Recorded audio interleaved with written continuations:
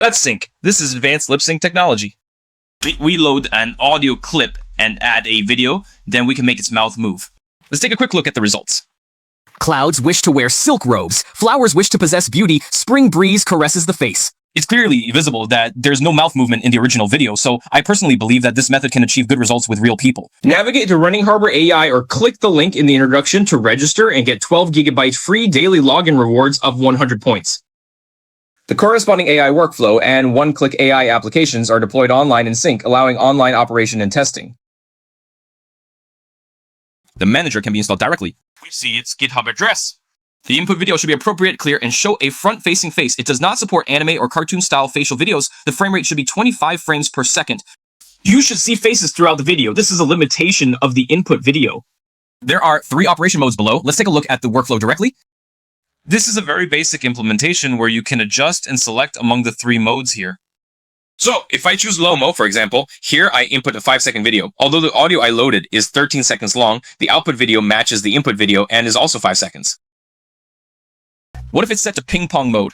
If our input video is shorter than the loaded audio, such as at the 5th second, when the video runs out, we will play the video in reverse.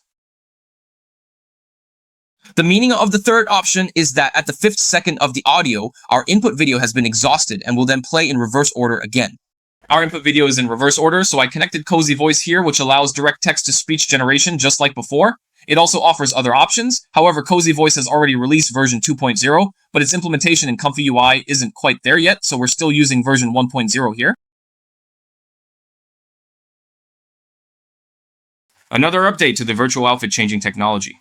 Let's see, the biggest difference here is that it integrates a dancer pose control system. The workflow is very simple. When inputting clothing items, I set up a keying effect. If you don't need it, just load the clothing images in sequence directly.